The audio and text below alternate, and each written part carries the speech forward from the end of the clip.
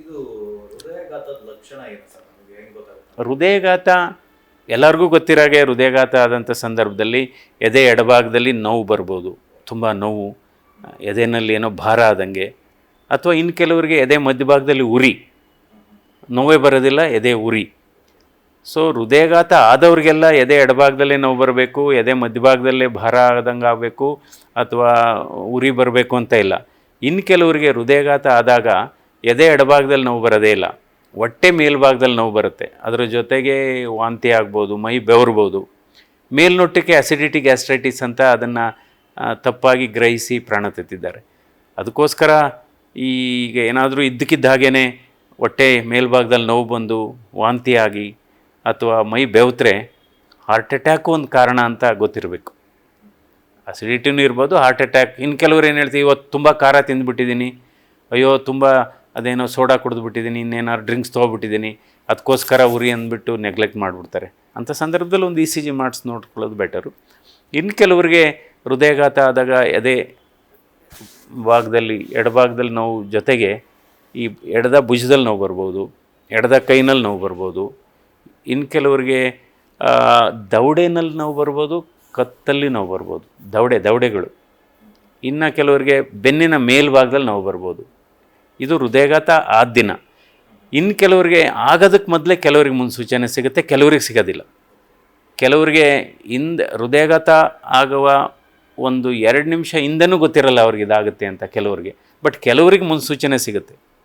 ಏನು ಮುನ್ಸೂಚನೆ ಅಂದರೆ, ನಡೆದಾಗ, ಓಡಾಡಿದಾಗ, ಊಟ ಮಾಡಿ ಅಪ್ಪಲ್ಲಿ ನಡೆಯುವಾಗ, ಅಥವಾ ಮೆಟ್ಲತ್ತಿ ಹೋಗುವಾಗ ಎದೆನಲ್ಲಿ ಭಾರ, ಎದೆ ಉರಿ ಅಥವಾ ಎದೆ ನೋವು ಬಂದರೆ ರಕ್ತನಾಳ ಬ್ಲಾಕೇಜ್ ಜಾಸ್ತಿ ಇದೆ ಅಂತ. ಅದೇ ಮುನ್ನೆಚ್ಚರಿಕೆ. ಈ ಕೆಲವ್ರು ಏನು ಹೇಳ್ತಾರೆ, ನನಗೆ ಸಾಮಾನ್ಯವಾಗಿ ನಮ್ಮ ಹತ್ರ ಬರೋದು ಎಡದ ಕೈ ನೋಯ್ತಿದೆ, ಎಡದ ಭುಜ ನೋಯ್ತಾ ಇದೆ, ಏನಾದರೂ ಡಾಕ್ಟ್ರೇ ಏನು ಹೃದಯ ಸಂಬಂಧಿ ಕಾಯಿಲೆ, ಹಾರ್ಟ್ ಅಟ್ಯಾಕಿಗೆ ಸಂಭವ ಇದೆಯಾ, ಆಗ ಸಂಭವ ಇದೆಯಾ ಅಂತ ಕೇಳ್ತಾರೆ. ಸೊ ಬರ್ಬೋದು, ಎಡದ ಭುಜದಲ್ಲಿ ನೋವು ಹೃದಯಕ್ಕೆ ಸಂಬಂಧ ಇರ್ಬೋದು. ಬಟ್ ಯಾವ ರೀತಿ ಇರುತ್ತೆ ಅಂದರೆ, ಇನ್ನು ಕೆಲವ್ರಿಗೆ ಏನಾಗುತ್ತೆ, ಭುಜ ನೋವು ಇರುತ್ತೆ, ಅದು ಭುಜನ ನಾವು ಕೈ ಆ ಕಡೆ ಈ ಕಡೆ ಆಡಿಸ್ದಾಗಿರುತ್ತೆ, ಆಮೇಲೆ ಭುಜ ಮುಟ್ಟಿದ್ರೆ ನೋವಾಗುತ್ತೆ, ಅದು ಹೃದಯದ್ದಲ್ಲ, ಅದು ಮೂಳೆ ನೋವು. ಇನ್ನು ಕೆಲವ್ರು ಏನು ಹೇಳ್ತಾರೆ, ನನಗೆ ಎಡದ ಕೈ ನೋವಿದೆ ಅಥವಾ ಎದೆ ನೋವಿದೆ, ಕೂತಿದ್ದಾಗ ನಡೆದಾಗ ಆರಾಮಾಗಿರ್ತೀನಿ ಅಂತಾರೆ, ಅದು ಹೃದಯದ್ದಲ್ಲ.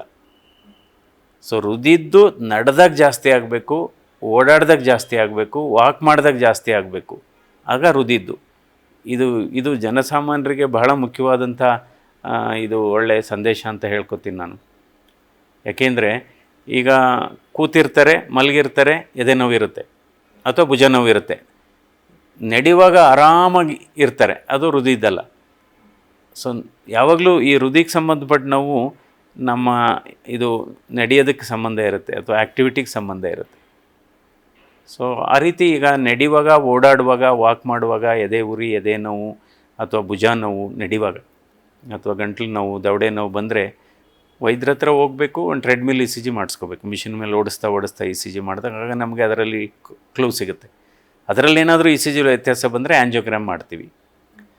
ಆ್ಯಂಜಿಯೋಗ್ರಾಮ್ ಮಾಡಿ ಅದರಲ್ಲಿ ಏನಾದರೂ ಬ್ಲಾಕೇಜ್ ಇದ್ದರೆ ಅದಕ್ಕೆ ಸೂಕ್ತ ಚಿಕಿತ್ಸೆ ಕೊಡ್ತೀವಿ. ಸಪೋಸ್ ಸೊ ಪ್ರತಿಯೊಬ್ಬರಿಗೂ ಆ್ಯಂಜಿಯೋಗ್ರಾಮ್ ಬೇಕಿಲ್ಲ, ಬಟ್ ಹಾರ್ಟ್ ಅಟ್ಯಾಕ್ ಆದಂಥವ್ರಿಗೆ ಬೇಕೇ ಬೇಕು. ಹಾರ್ಟ್ ಅಟ್ಯಾಕ್ ಆದವ್ರಿಗೆ ಬೇಕೇ ಬೇಕು. ಹಾರ್ಟ್ ಅಟ್ಯಾಕ್ ಆದಾಗ ಚಿಕಿತ್ಸೆ ಆದಷ್ಟು ಬೇಗ ಆಗಬೇಕು. ಪ್ರತಿ 30 ನಿಮಿಷ ನಾವು ವಿಳಂಬ ಮಾಡಿದರೆ ನಮ್ಮ ಸಾವಿನ ಪ್ರಮಾಣ ಸುಮಾರು 7ರಷ್ಟು ಜಾಸ್ತಿ ಆಗುತ್ತೆ. ಅದಕ್ಕೋಸ್ಕರ ವಿಳಂಬ ಮಾಡಬಾರ್ದು, ಇಮಿಡಿಯೇಟಾಗಿ ಹೋಗಬೇಕು. ಅದಕ್ಕೆ 2-3 ಥರ ಇದು ಟ್ರೀಟ್ಮೆಂಟ್ ಇದೆ. ಒಂದು, ಹೆಪ್ಪುಗಟ್ಟಿದ ರಕ್ತವನ್ನು ಕರಗಿಸುವ ಮೆಡಿಸಿನ್ ಇದೆ, ಸ್ಟ್ರೆಪ್ಟೋಕೈನೇಸ್ ಅಂತೀವಿ, ಟೆನೆಕ್ಟಿಪ್ಲೇಸ್ ಅಂತೀವಿ, ಅದಾದ್ರು ಕೊಡ್ಬೋದು. ಅಥವಾ ಇನ್ನು ಬೇರೆ ಇದು ಇಮಿಡಿಯೇಟಾಗಿ ದೊಡ್ಡ ಕಾರ್ಡಿಯಾಕ್ ಹಾಸ್ಪಿಟ್ಲಿಗೆ ಹೋದರೆ ಡೈರೆಕ್ಟಾಗಿ ಆ್ಯಂಜಿಯೋಗ್ರಾಮ್ ಮಾಡಿ ಆ್ಯಂಜಿಯೋಪ್ಲಾಸ್ಟಿ ಸ್ಟೆಂಟ್ ಕೂಡ ಮಾಡ್ತಾರೆ. ಸೊ ಯಾವುದು ಬೇಗ ಸಿಗುತ್ತೆ ಅದು ಮಾಡ್ಕೋಬೇಕು. ನಂತರ ಇವೆಲ್ಲ ಟ್ರೀಟ್ಮೆಂಟ್ ತೊಗೊಂಡ್ಮೇಲೆ ಕೆಲವು ಮೆಡಿಸಿನ್ನು, ಬ್ಲಡ್ ಥಿನ್ನರ್ಸ್ನ ತಗೋಬೇಕು. ಕೊಲೆಸ್ಟ್ರಾಲ್ದು ಕೂಡ. ಆಮೇಲೆ ಜನರಲ್ಲಿ ಒಂದು ತಪ್ಪು ಕಲ್ಪನೆ ಇದೆ ಕೊಲೆಸ್ಟ್ರಾಲ್ ಬಗ್ಗೆ. ಕೊಲೆಸ್ಟ್ರಾಲ್ಗೂ ಶರೀರದ ತೂಕಕ್ಕೂ ಸಂಬಂಧ ಇಲ್ಲ. ಕೆಲವರು ತುಂಬ ದಪ್ಪಕ್ಕಿರ್ಬೋದು, ಕೊಲೆಸ್ಟ್ರಾಲ್ ಕಡಿಮೆ ಇರ್ಬೋದು. ಇನ್ನು ಕೆಲವರು ತುಂಬ ಸಣ್ಣಕ್ಕಿರ್ಬೋದು, ಅವ್ರ ಶರೀರದ ತೂಕ ಕಡಿಮೆ ಇರ್ಬೋದು, ಕೊಲೆಸ್ಟ್ರಾಲ್ ಜಾಸ್ತಿ ಇರ್ಬೋದು. 70% ಕೊಲೆಸ್ಟ್ರಾಲು ನಮ್ಮ ಶರೀರದಲ್ಲೇ ಉತ್ಪತ್ತಿ ಆಗುತ್ತೆ. ಇನ್ನು 30% ನಾವು ತಿನ್ನೋದ್ರಲ್ಲಿ ಬರುತ್ತೆ.